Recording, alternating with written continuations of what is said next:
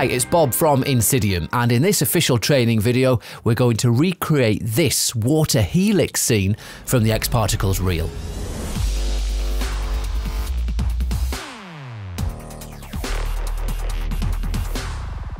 So it's just the water we're looking at today. We're going to make a custom velocity field using the xpFlowfield object.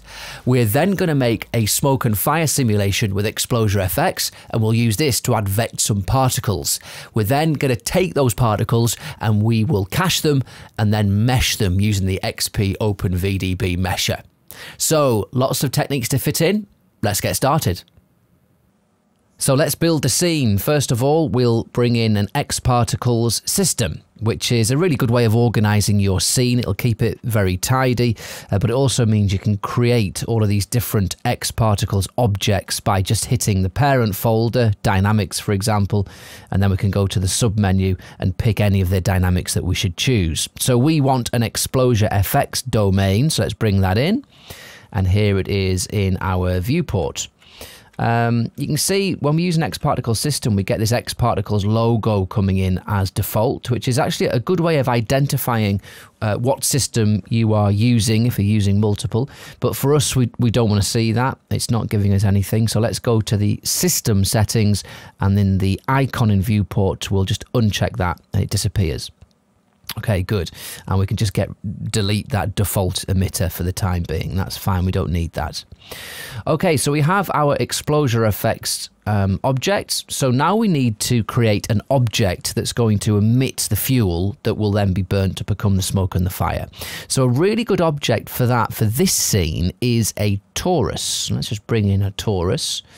So obviously this is way too big. So hit the T key for scale, and we'll scale this right down.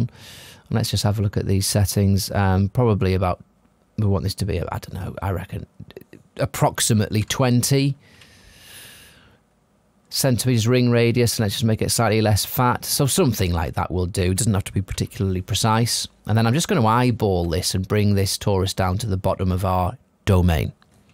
There we go.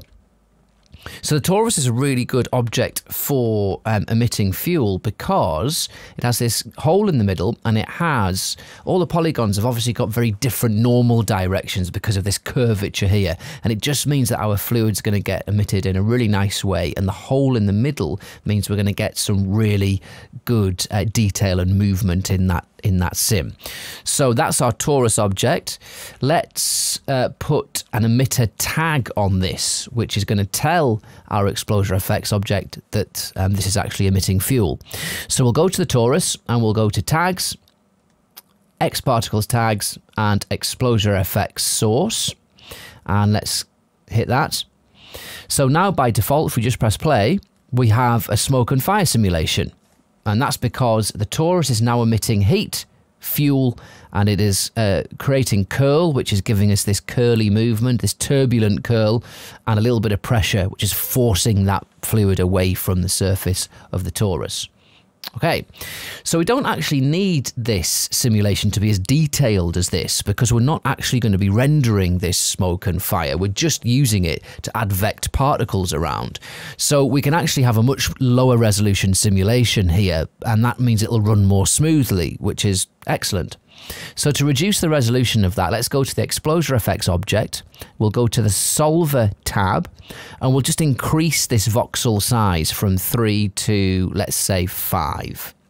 So you can see the grid is less dense at the back of the xpExplosiaFX object now. So if we hit play, the smoke is not as detailed, but it's simming much more quickly, which is great. And this is still going to advect our particles fine. All right, very good. So if I just keep that playing, and I slightly animate my torus object, see, by offering a little bit of animation, we get loads more kind of curl and turbulent movement in that smoke as it develops. And that's really good. We should utilize that. And I'd say in all of your smoke and fire simulations, if you can include some animated movement in your source object, it's always going to provide a more interesting smoke and fire sim. So let's animate that torus just very simply by using a Cinema 4D vibrate tag. So we'll go to tags, Cinema 4D tags, and then vibrate. And we'll just enable the position.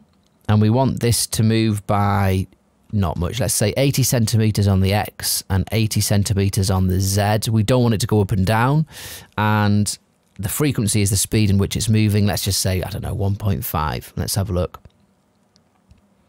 All right, so that's giving some really interesting movement now to this, and it's making the smoke much more interesting and kind of organic looking. So that's going to look nice once we start forcing it around our helix. Good. So how do we manipulate this smoke to look like it's following a helix shape? Because that's eventually what I want our water to look like it's doing. Well, what we need to do is bring in another dynamic object, which is going to allow us to do that. So we'll go to the dynamics folder here, and in the objects, we'll hit the pull down, and we're going to bring in an xpFlowfield. And as you can see, I'm just going to disable the XpExplosiaFX grid. So the flow field also brings in this domain. And you can see that it's got these yellow arrows.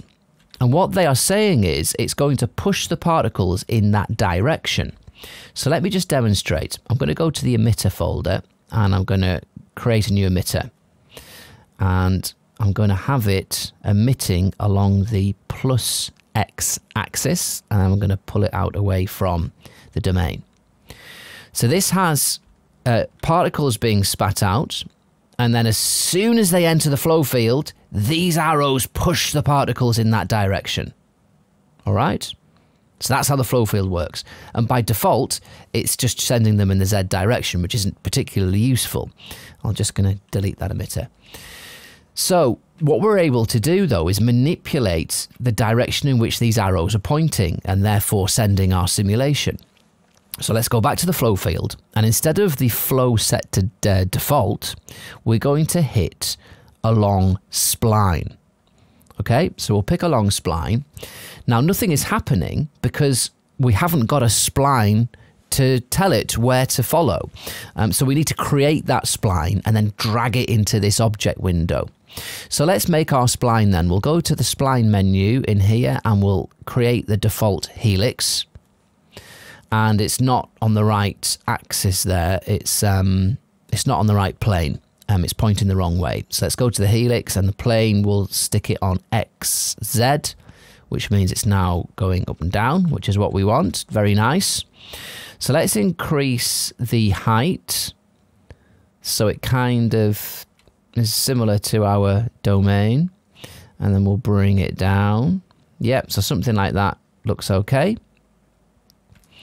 And then these radii are far too big, so let's bring this down to, I don't know, let's say 70 start radius and a 70 end radius. We could maybe go, no, that's fine. I was going to say we could go to 80. That'll probably do for now. That's looking okay. And yeah, I think that's going to work for us. Okay, so now we have our spline. What we can do is go to the flow field object. We have it set to along spline, and now we can bring in our helix object for the spline that we want it to follow.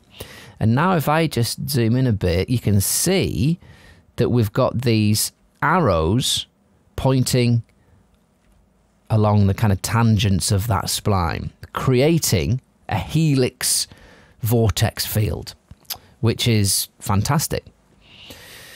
So a couple of things. This by default has a fall off. Can you see that the lines are much stronger near where our spline is, and they gradually get less strong as they're moving away from the spline? Well, we don't actually want that fall off, because as we're emitting smoke, it's going to kind of fill an awful lot of this container, and we don't want the smoke getting towards the edges of the container and not being moved much. We want it to be rushing up in quite a uniform motion. So to get away from that, we'll just switch the fall off, and now every part of this domain has got these nice circular directional arrows which are following the path of our helix. Okay, so that's looking good. So if I reactivate my XpExplosiaFX object and hit play, nothing happens. It's just doing exactly the same thing. It's having no impact on the smoke whatsoever. And that's because we have to tell XpExplosiaFX to include the flow field in its calculations. So to do that, we go to the XpExplosiaFX object, And let's go to the modifiers tab, and in the include bit, we'll drag our flow field. Okay, and now we'll hit play again. And it's kind of grabbing it. It's starting to move along that spline, but it's not quite following it as closely as we'd like it to. And that's because if we go back to the flow field, under the strength setting, it's only affecting the direction of these particles by 10% of their actual directional value. So it's not really having that much of an influence. So let's put that up to, say, 75 and see what happens. So now we're starting to get some proper movement in and around this spline. That's looking better. It's starting to look more like a helix. Now what we want to do is we want to get the beginning of our helix closer to where our torus is. So let's just have a look at and see how we might be able to do that. Well, we could probably get the helix and rotate it slightly. Oh, not that one. The y-axis rotation, that's it. Let's see if we can get that slightly closer. And then on the direction, we can maybe pull it towards the torus a little bit more. Now, we have to be careful here because we don't get too close to the bounds of our container. We might need to extend it a little, but let's just have a look. All right, so now we've got our smoke being created. It's following round. And now it's working. This is following the shape. So let's just make our flow field object invisible now. And we can see that we're clearly getting this helix from our smoke, which is pretty fantastic to have that much control over a smoke and fire simulation. Very nice. I'm going to add a little bit more rotation to our helix. And we control that with the end angle. Let's just put that up to maybe 800. And that's just going to give us a few more twists and turns before it peters out. Very nice. Looking good. So there's a few things that we want to do. Before we move on and make adjustments to our smoke and fire simulation, let's just use it to advect some particles to get a basic idea of how this simulation is looking. So to do that, what we need is an emitter. So I'm going to go to my emitter folder here, and I'm going to create an emitter. And the emitter will go to the object tab, and we want to change it from the default rectangle. We want to emit from an object. And we want that object to be the torus that we're emitting from, our fuel from. So let's drag the torus into the object selection. And then finally, we want to emit from the polygon area, which means we'll get a nice kind of random distribution of particles over this whole polygon area of the torus. So I'm just going to switch off my XpFlowfield. So now if I hit play, we've got particles which are moving up and they're moving round here. And it kind of looks like it's working, but it doesn't look very good. Well, let's work out exactly what's happening. The XpFlowfield is actually having absolutely no impact on these particles whatsoever. What's causing it to move are two things. They have, in the particle settings in the emission tab, they are born with 150 centimeters per second of speed. So that's what's making them move. And then it's the flow field, which is forcing them around the direction of the spline. But it's not taking into account the XpFlowfield, and as a result, it doesn't look very organic. So this isn't what we want. So what I'm going to do is go to the emitter, to the modifiers tab, and this is set to exclude. So anything I drop into this window will be excluded from the emitter. So I'm going to drop in the flow field. I don't want the flow field affecting the particles. I just want it to affect the fluid. And then in the emitter, we're going to go to the emission tab and take away all the speed, because we don't want those to be emitting speed. So now all we have got is particles that are being born and they're staying where they are with no movement. So now we want to tell them be moved by the xpFlowfield sim.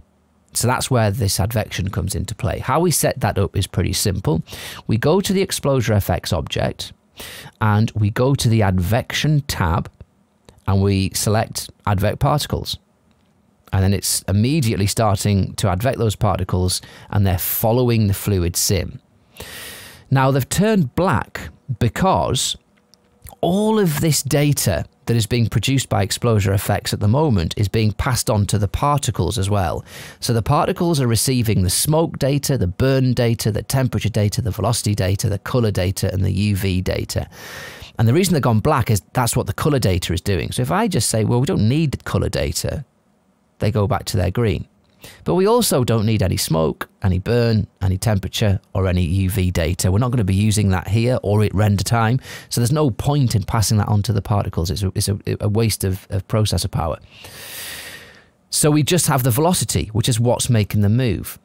So now we're there. If I make my xpExplosiaFX visible again, we can see that our particles are now following and being pushed around by the shape of this fluid simulation. So that's working. Excellent. So let's have a look. So what's the problem with our simulation so far? Well, it's moving a little bit too slowly. In fact, before even identifying it's moving too slowly, look at this section here. Let's move it up. Suddenly the particles stop and they appear to have been stuck to an invisible area, which obviously doesn't look very good, and they're sticking. Some of them are escaping and some of them are sticking. And so what this is that the xpExplosiaFX bounds are running out and the particles are getting stuck at that area. So what we need to do basically is kill the particles off before they reach the edge bounds of the xpExplosiaFX. And that's really easy. We'll do that with a modifier. So what we'll do is we're going to go to modifiers, and then in the control modifiers menu, we're going to select a kill modifier. And what we want is we want this to be the same dimensions as the xpExplosiaFX grid. And that's, I know it's 400 by 400 by 400. So now let's just disable the view of the xpExplosiaFX. So now we have our animation, and as the particles get to the bounds of the xpExplosiaFX, they'll just be killed off and we're not going to get those sticking. So it's still slightly sticking. So what we could do is just reduce that Y value by maybe 1 or maybe 5. 395. Let's try that. Let's see where we get. And now we shouldn't get any sticking. And we're still getting particles sticking. So let's try it. The bounds are obviously a little bit out. So 185. Okay, so that's gonna do us. So now we shouldn't, because the kill modifier is going to happen before they reach the edge. There we go, and that's working as we want it now. Great. So we've sorted that out. We can make that kill invisible. So they're moving nicely, but they're moving a little bit too slowly for my liking. So we need to get some speed into this sim. So the way we're going to do that is we need to adjust the xpExplosiaFX settings, because that's what's driving the particles. So let's click Exposure. And to alter those settings, we need to go to the Simulation tab. So under Simulation, what we're going to do is we are going to manipulate these 4 settings. And these are a little bit counterintuitive at first, so we need to pay attention and try and get our heads around exactly how they work. So this is what is happening. I want you to think of the buoyancy from the smoke, the heat, and the fuel as 3 settings, and then the gravity setting is kind of a multiplier for these 3. So by default, smoke is set to -20, heat to 60, and fuel to -20. And these are kind of default real world settings. So when you set off a smoke and fire sim, it's going to act correctly. The fuel is going to be burnt. It's going to create heat, which is going to rise. It's going to create smoke, which is going to be taken up by the buoyancy, but it's going to have a little bit of minus buoyancy because it's going to sink because of its density. So these are kind of real world values. If I up this gravity, you might think that it will make the fluid fall to the floor more quickly, but it doesn't. It just multiplies the effect of these 3 buoyancies. So if I whack this up and press play again, you see it's moving much more quickly. If I move it way down, those buoyancy settings are moving way more slowly. So that's how you want to think about gravity. It's a multiplier for these buoyancy values. So what we want to do is we want this to be moving more quickly. So what we could do, for example, is put our gravity up to 40, which is really forcing these particles up. So that's one way of achieving it, but we're losing some of the detail as we do that because it's moving up so quickly. So a different strategy would be to reduce that gravity a little bit, but to just increase one of these buoyancy amounts. And if we increase the smoke buoyancy to a positive value, the heat isn't rising any more quickly, so we should maintain some of the nice detail, but the smoke is actually forcing it to rise more quickly. And because we're doing it individually, we're getting much more variation in this movement rather than just doing the gravity very high and it all moving up really quickly. So I think we could probably move that smoke up even more. Let's try it higher. Okay, so that's starting to look pretty nice, I think. I'm just going to go all the way up to 100% on the smoke buoyancy. Right. So let's get a little bit more of an idea of how this is going to look in kind of fluid terms, because at the moment we're just seeing these very small green particles. So to do that, we'll change the display settings and we'll emit slightly more particles. So let's go to our emitter settings and we're going to go to the display tab. And we'll keep it displaying dots, but the particle color we're going to change from the color mode from single color to gradient parameter. And I'll just pull this over a bit. And the gradient parameter will keep this blue-white gradient, and we're going to map that to the speed of the particles. And I'm going to guess, you want to guess the max speed, it's probably about 300. So what this is going to do, the slowest particle is going to be blue, fastest particle is going to be white, and it's going to give the other ones a value in between. So there we go, and we need to emit way more particles. So let's go to the emission tab of the emitter, and by default it's 1,000 particles per second. So let's put that up to 50,000, say. So this is going to give us a much better idea of how this is going to look kind of fluid-wise. And it's looking pretty nice, I think. We're getting some nice kind of swirly movement. We've got some differing speeds here. The outside of it is moving quite slowly with an inner bit that's moving more quickly. And this is going to look quite, this is going to look nice when we come to mesh it and get that realistic liquid texture on. So what could we do? Let's just, I think we could perhaps go to the flow field and increase the resolution of the flow field somewhat. Let's increase this cell size. Well, we're decreasing it will increase resolution. So let's bring this down to say 30. And we get a little bit more kind of tight detail. So that's obviously going to make it hug the confines of the spline a little bit more,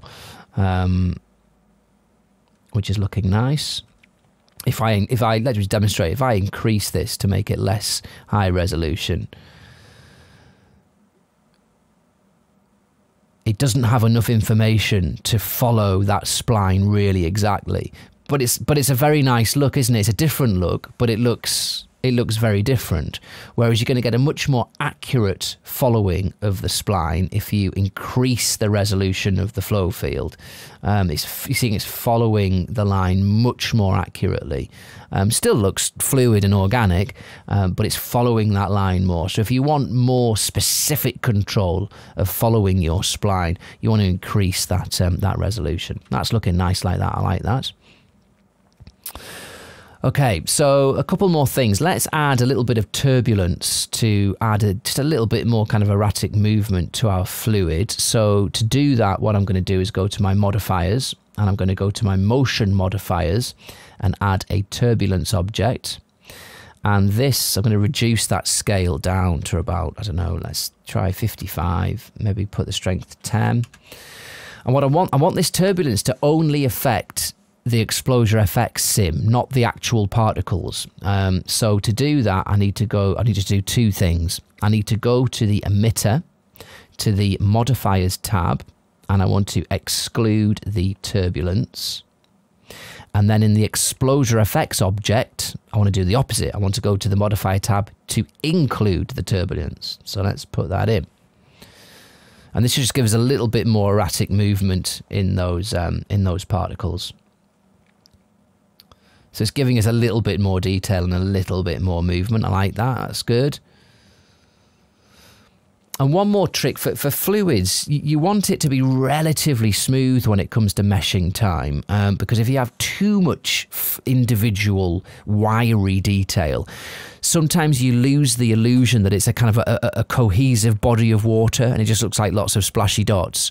So one way of just bringing that together a little bit is to blur out the smoke channel of our xpReel object, and we do that by, it's called diffusion. So if we go to the xpReel object and go to the simulation tab, we've got diffusion, and we can diffuse every channel, the smoke, the heat, fuel, and we can add viscosity. So if we just bring in a bit of smoke diffusion, it'll just blur out that smoke, which is taking away some of the individual spiky detail, but it'll keep the fluid motion, and it'll just might help in making it feel a little bit more like a cohesive body of water rather than a bitty, splashy mesh. We'll just bring that up a bit more. And obviously, this requires an awful lot of us pushing and pulling until you're getting the look that you require. But as long as you've got your head around those key concepts of what we have used to adjust this sim, we have changed the buoyancy settings and the overall kind of buoyancy multiplier with this gravity. We can manipulate the resolution of the flow field to make it more precisely follow the path of the spline or not, and then we have added a turbulence modifier to add a little bit more movement, and then we've smoothed off the smoke channel just to kind of make it feel a little bit more cohesive when it comes to meshing it. So that's looking pretty nice. I'm pleased with this as a particle simulation. I think it's going to work. I think the last thing I could perhaps do would be to emit more particles because we're going to cache this now. So the basic rule with fluids is the more particles that you have in the scene, the more detailed the fluid is going to look. But obviously the longer it'll take to cache and the longer it'll take to mesh, and it kind of has an exponential impact on those production times. But the more particles, the smaller they are, and the more they are, the more detailed your final simulation will be. So we're not going to go berserk here in this one and have millions and millions of particles. Let's get a nice middle ground. So what we're going to do is we're going to go to the emission tab within the emitter, and the birth rate, let's just go with 100,000 per second.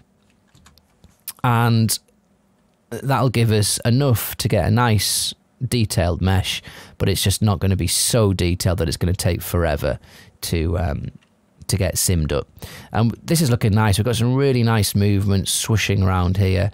We've got some particles which become quite slow around the edges, but then they get engulfed with the next faster bits that are coming around. So that's all going to add to the illusion of some nice watery movement when it comes to meshing and rendering. That's good. So just before we cache this particle data up, we are just going to reduce the radius of our particles down to 1. Now visually you're not going to see anything here because we're just viewing these particles as dots, so they're going to look exactly the same.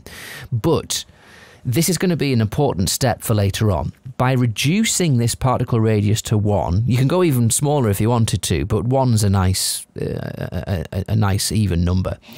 By doing this, it's going to give you more room when we open the openVDB mesher to get more detail. So don't cache your particles with a very high radius, because when it comes to meshing them later, you're going to struggle to pull it down to get appropriate detail to make it look realistic. So make sure you cache them with a nice low radius, and this will become obvious when it comes to our meshing time. Right, so that's looking good. I think we're ready to go now. So what we will do is we will let's minimize these folders that are open, and we're going to go to the other objects folder, and in the menu we're going to pick the cache object.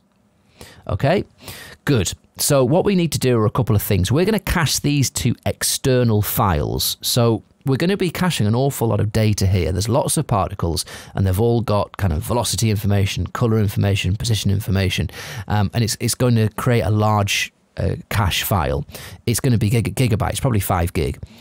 Now, if you cache this internally, it'll save all that data within the Cinema 4D file, which can be quite handy because it just means everything's self-contained in one Cinema 4D file. The problem is, every time you want to incrementally save that file, it's got to save that 5 gig of cache data every single time. If you want to move that Cinema 4D file to a different disk drive or onto a network, it's got to do it with 5 gig of data every time. So it just becomes not very practical.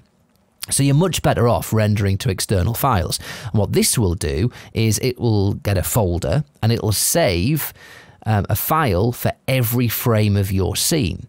But the beauty of this is you only need to do it once, and then you can incrementally save your Cinema 4D file, and it'll be a tiny file and it'll take seconds. So it's a much better way of working. So what we need to do is set external files, and then you need to tell it where you want to save that cache. So let's go to Documents, and I'll make a new folder, and I'll call it Water Helix Cache. And we'll stick it in there. All right, good. So that's ready to go. Now, we don't need to cache the xpExplosiaFX sim because all we need is the position and the velocity and the color of the particles. So we can make this cache smaller by going to the inclusion and just unchecking EFX because we don't need any of this. So that's fine, and that will do us. So go back to the beginning, and I'm going to hit build cache. So this is going to chug through, and it won't take too long, take about 3 minutes. But what I'll do is I'll pause the tutorial here, come back when this is finished, and let you know how long it took, and then we'll move on with the meshing. So that took just under 2.5 minutes, and it's 4.65 gigs. So let's have a look at what we can do. So now this is cached, we can switch off FlowField and Exposure, which means that this is going to run much more smoothly. And now we can scrub through. Okay, so looking really nice. We've got some fantastic movement in this sim, and it's looking really good. Excellent. Very pleased. So now what we are going to be doing is we're going to be meshing these particles, and it's the mesh that we're going to render to make our liquid. So what we need to do then is bring in a new object, and it's a generator. So let's go to the generator folder, and we're going to go and bring in an XP openVDB mesher. So let's bring that in. So it doesn't have many settings, but it's actually very powerful. So don't let that fool you. What it needs is it needs a source. It's asking, what do you want me to mesh? So let's bring in our particle emitter. And we have our mesh straight away. So what I'm going to do is I'm going to make the particles invisible in the viewport. So here's our mesh. If I hit ND to show the lines, we can see what's happened. It's created a quad mesh over those particles, and this is dynamic. So as we play it, it moves, and it's creating and animating these points and polygons where necessary to give us this mesh. So very cool. But obviously this doesn't look like nice fluid, does it? It looks very undetailed and it looks rather blobby. So what do we need to do? How do we manipulate this? Well, the point radius and the voxel size are two things that are going to be very important to us. So the point radius, what it will do, it will multiply by this number, the particle radius, which is 1. So 10 is, so there's a 10 centimeter radius around every particle on this mesh, which is why it's looking quite blobby. If I reduce this, and then reduce it, and then reduce it, you can see that those meshes are getting pulled in, and they're no longer as blobby. If I bring it down one more to 4, and then to 3, it suddenly disappeared. Now, why has it disappeared? Well, this is the reason why it's disappeared. I'm just going to put it back up to 4, and I'm going to display the lines again by pressing ND. So the voxel size dictates the resolution of the mesh. So if I decrease this voxel size, you can see that more polygons are being produced on the mesh. And as more polygons are produced, the particles get rounded more because it's got more geometry to play with to be able to wrap around. As we increase the polygons, they become more blocky. And if the polygons become so big that they can't see the particles because they're too big to wrap around them, then it just disappears and we don't have a mesh. So you always have to kind of offset this point radius amount by the voxel size amount. So if you're bringing the point radius down by a considerable amount, you then have to bring down the voxel size editor down enough so it has enough polygon information to be able to mesh the fluid. And as you can see, as you come down, you get more and more detailed. So let's just put this down to, we'll put the voxel size down to 1 and the point radius down to 1. And now we've got this super fine, detailed mesh. Now, if your voxel size and your point radius size are exactly the same, you will get a mesh, but you can see it's very jagged here. And that's because it has only enough polygons to be able to wrap round at that size. So if I reduce this down to 0.5, you'll see it's creating an awful lot more geometry, but now it's rounding it more and we're getting more detail. So incredibly, incredibly detailed. It's not right yet because this looks too blobby and too circular and too particle-like. We want it to be a smooth, kind of homogenized liquid. But it's just to demonstrate these two settings. So I think we can probably go to 2. We're going to start at 2 and 3.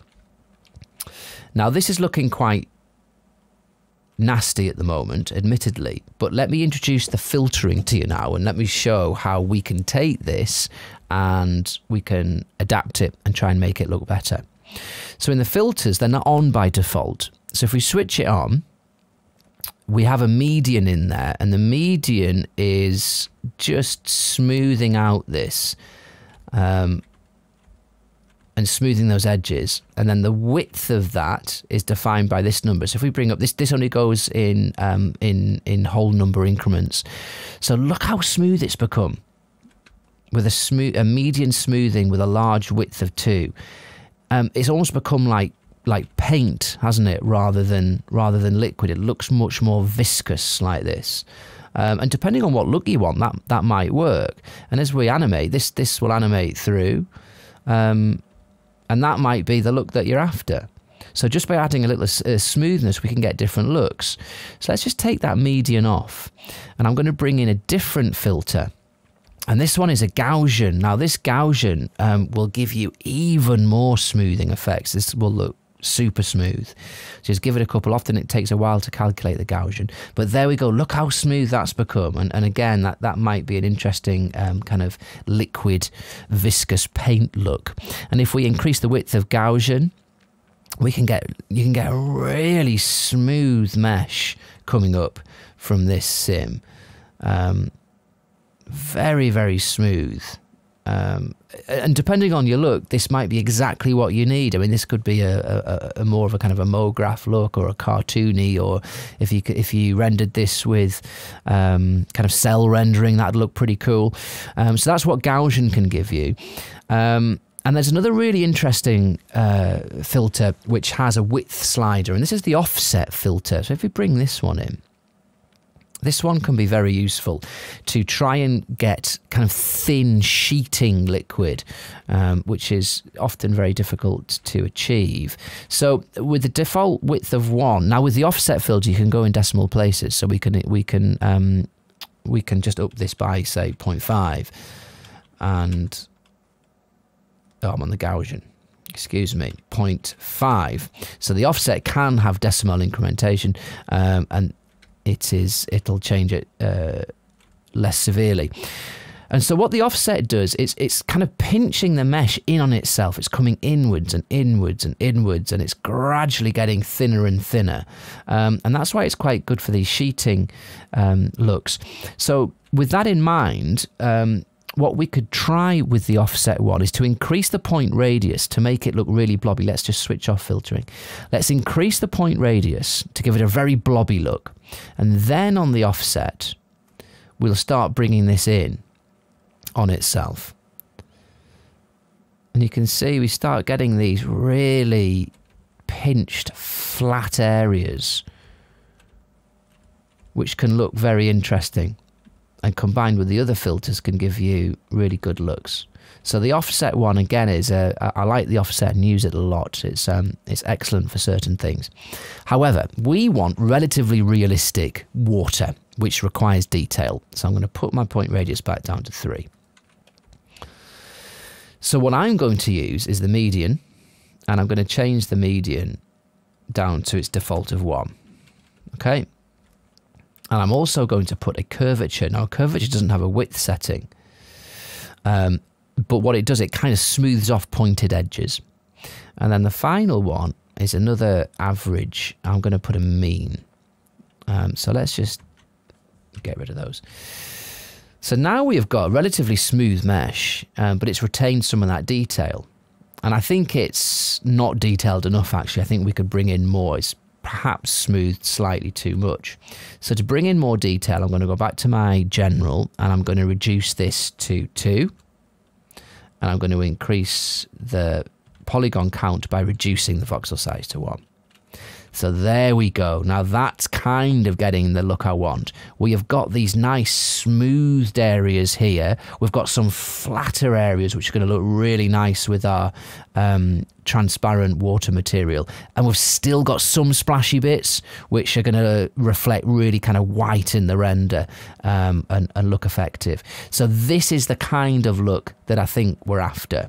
And that couldn't have been done without obviously using our filters. Because if I switch my filters off, we have blobs.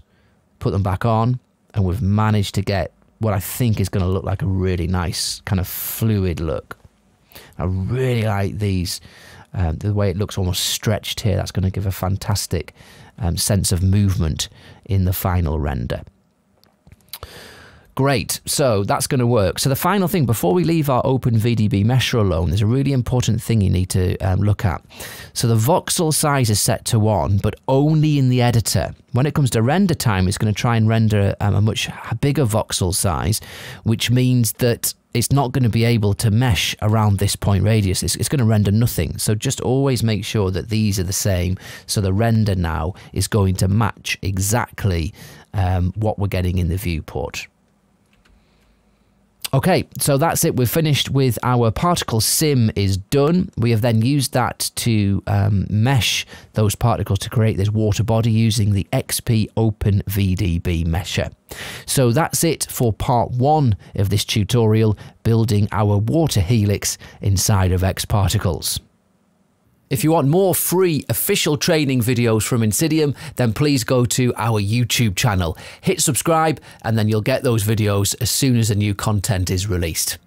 In part 2, we're going to take our water helix mesh and we'll bring it into Cycles 4D to get some stunning renders.